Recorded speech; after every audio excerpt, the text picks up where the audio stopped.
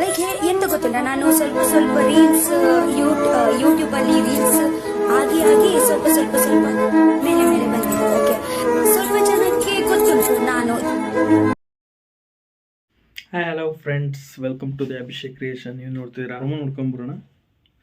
ಮೊದಲನೇ ದಿನ ಹೊರಗಡೆ ಹೋದಂತ ಮಾಡಿದೆ ಈ ಪ್ರೊಮೋ ನೋಡಿ ನೆಕ್ಸ್ಟ್ ಕಂಟಿನ್ಯೂ ಮಾಡಿ. ಬರೋದು ಹೋಗೋದು ಮನೆಯಿಂದ ಹೊರಗೆ ಹಾಕಿ ಬಿಟ್ಟಿದ್ದಾರೆ. ಈಗ ನಾವು ಮತ್ತೆ ಬಿಟ್ಟು ಬಿಡ್ತೀವಿ ಒಳಗೆ. ಏನು ಮಾಡುತ್ತೀರಿ ಹೋಗಿ?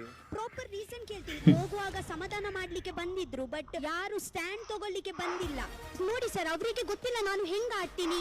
ಅವರು ಜಸ್ಟ್ ಕವರ್ ನೋಡಿ ಜಡ್ಜ್ ಮಾಡಿದ್ರು. ಮೇ ಬಿ ನನ್ಗೆ ಯೋಗ್ಯ ಉಂಟು. Wish you all the best. ವಾರದ ಕತೆ ಕಿಚ್ಚನ ಜೊತೆ ಇಂದು ರಾತ್ರಿ. ನೆಕ್ಸ್ಟ್ ಲೆವೆಲ್ ಈಗ ನೀವು ನೋಡ್ದಂಗೆ ಪ್ರೊಮೋ ನೋಡ್ದಂಗೆ ರಕ್ಷಿತ್ ಅವ್ರು ಮತ್ತೆ ಎಂಟ್ರಿ ಆಗಿದ್ದಾರೆ. ಈ ಪ್ರೊಮೋದಲ್ಲೇ ಸ್ಟಾರ್ಟಿಂಗ್ ಹೋದಾಗ ಅವರು ನರ್ವಸ್ಸಲ್ಲಿದ್ದರು. ಅವರು ಏನೇ ಅವರಿಗೆ ರೀಸನ್ ಕೊಟ್ಟು ಹೊರಗಡೆ ಹಾಕಿದ್ರೂ ಅವ್ರಿಗೆ ಏನು ಹೇಳ್ಬೇಕಂತ ಗೊತ್ತಾಗಿಲ್ಲ ಹೇಳಿ ಒಂದು ಕಮೆಂಟ್ ಕೊಟ್ಟು ಹಾಗೆ ಎಂಟ್ರಿ ಕೊಟ್ಟರು. ಟ್ವಿಸ್ಟ್ ಮೇಲೆ ಟ್ವಿಸ್ಟ್ ಕೊಟ್ಟಿದ್ರು ಬಿಗ್ ಬಾಸ್. ಆದರೂ ಇವತ್ತು ಮತ್ತೆ ಅವರು ಬಿಗ್ ಬಾಸಿಗೆ ಮತ್ತೆ ಎಂಟ್ರಿ ಆಗಿದ್ದಾರೆ. ಸುದೀಪಣ್ಣನ ಹತ್ರ ಮಾತಾಡೋ ಮುಂದೆ ಅವರು ಕಾನ್ಫಿಡೆಂಟಾಗಿ ಹೇಳಿದ್ದಾರೆ, ನಾನು ಕರೆಕ್ಟ್ ಟೈಮಲ್ಲಿ ನಾನು ಸ್ಟ್ಯಾಂಡ್ ತೊಗೊಂಡಿಲ್ಲ, ಮಾತಾಡಿಲ್ಲ, ಯಾವುದೋ ಒಂದು ಕಮೆಂಟ್ ಕೊಟ್ಟು ವಾಪಸ್ ಬಂದೆ. ಈಗ ನಾನು ಎಲ್ಲರಿಗೂ ಅದು ಆನ್ಸರ್ ಮಾಡ್ತೀನಿ, ನಾನು ಎಷ್ಟು ಟ್ಯಾಲೆಂಟ್ ಇದ್ದೀನಿ, ನಾನು ಇರಬಲ್ಲೆ ಅನ್ನೋ ಒಂದು ಮಾತಲ್ಲಿ ಹೇಳಿದ್ದಾರೆ ಅವರು. ನಾಳೆ ಎಪಿಸೋಡಲ್ಲಿ ಏನು ಹೇಳ್ತಾರಂತ ನೋಡೋಣಂತೆ.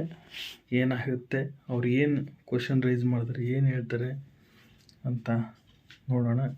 ಹಾಗೆ ಈ ನಾಳೆ ಇನ್ನು ಯಾರು ಎಲಿಮಿನೇಷನಿಂದ ಮನೆಯಿಂದ ಹೊರಗೆ ಬರ್ತಾರೆ ಅಂತ ನೋಡ್ತಾ ಈ ವಿಡಿಯೋ ಇಲ್ಲಿಗೆ ಮುಗಿಸೋಣಂತೆ. ಜೈ ಹಿಂದ್, ಜೈ ಕರ್ನಾಟಕ. ಮತ್ತು ಈ ವಿಡಿಯೋ ಇಷ್ಟ ಆದರೆ ಲೈಕ್ ಮಾಡಿ, ಶೇರ್ ಮಾಡಿ, ಕಮೆಂಟ್ ಮಾಡಿ ಅಂತ ಹೇಳ್ತಾ ಎಲ್ಲರಿಗೂ ಹೇಳ್ತಾ ಮುಗಿಸ್ತೇನೆ.